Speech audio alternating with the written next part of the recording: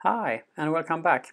This is just a quick update on the project. I have now received my 12 by 13 inch propellers. They are more quiet, but they still lack a little bit of pitch, I think.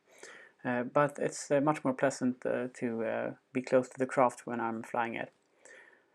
I have also added these linear actuators, which I control from a potentiometer on the transmitter there.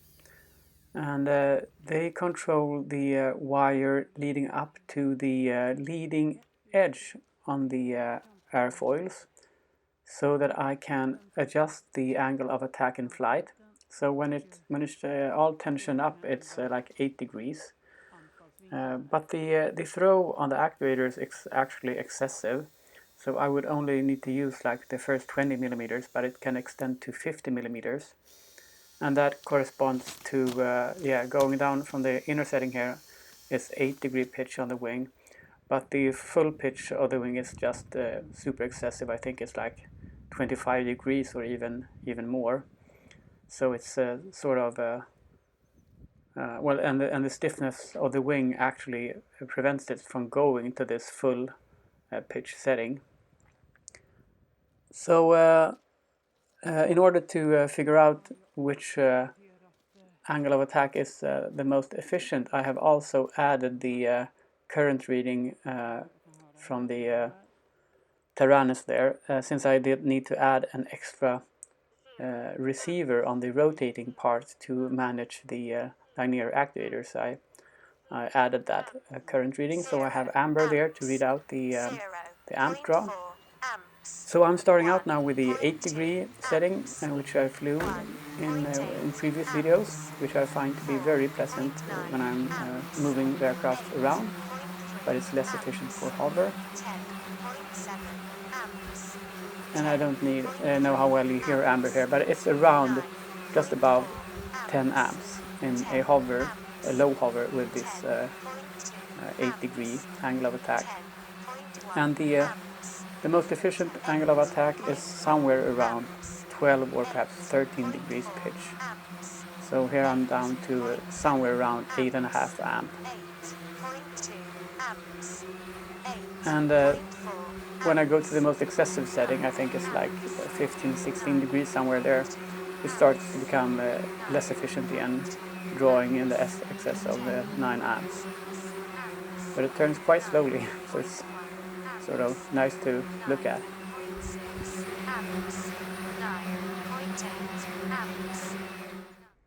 When I can do this comparison without any delay or like time to re-rig it, I can really feel how much worse it responds when the wings are turning slower.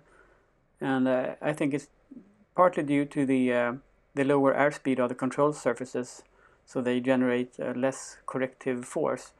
But also I think the slack of the wires on top of the leading edge contributes to a less precise control like authority of the craft. So I think that I would need to have a corresponding sets of linear actuators on the top to retension the lines going to the leading edge on the top side there as well. Overall, I would also like to reflect upon the new propellers. They seem to make the craft less efficient overall. The current draw is a little bit up, also like in the best settings of the wings. And I seem to have the difference between the hover efficiency with the 8-degree wing versus the 12 and like 15 degrees wings are narrower. There's not that much difference. In previous video I measured like a difference between the best hover setting and the most efficient forward speed flight setting to be almost 30%, but now I'm down to like 15% difference. So that's also a little bit concerning. I haven't calibrated this amp meter versus my amp meter that I flew with the last time, but I think that this device is pretty correct, and I also think that the previous the clamp amp meter is also pretty like spot on. So something weird is going on as well here. and I don't really know what that is. But these propellers are actually intended for like gasoline engines, so they are sort of like hefty. They're pretty thick profile, but the feeling of them running like smoother and more quiet made me think that they might be pretty efficient actually. So I don't really know what's going on there, but still it is a decent 15% win if I can adjust the wing for hover and takeoff, and then set it into forward flight once I want to go anywhere. So I'm still interested in using this slow moving collective pitch system. And it's a good thing that you can fly it with the slacking wires on top. It gives you yet another like space for fail-safe, or it's again proven to be pretty fault tolerant. So I think it's important to make this test just to discover what things really matters when it comes to safety, and what things it can you can tolerate.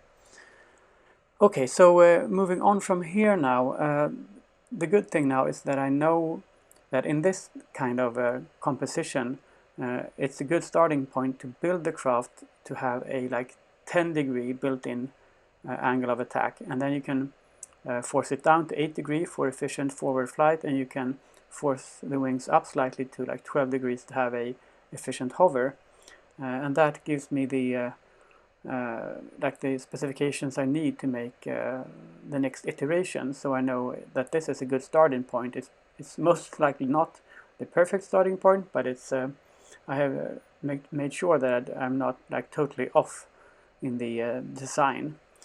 So that's good to know, because the built-in angle of attack determines the spacing of the tubes and other stuff. So it's really important to know that. So the next iteration will have motors on the tip there that can be pointed upwards as well, so I can rise up the craft when it's laying down on the ground without the landing skid, so it can like be perfectly perpendicular to the ground, and then I can start tilting the motors forward to gain the rotation that's needed for flight and for the control surfaces to maintain the attitude of the aircraft. So it's going from like a tricopter mode to this rotating wing thing mode. That's at least my my intentions for now. So I think it might take a little bit a while before I post the next video of this project. Although I would like to put on the fairings again and fly with this 8-degree angle of attack setting. So I might do that and post a video of it. But anyway, I will see you in the next one. Bye.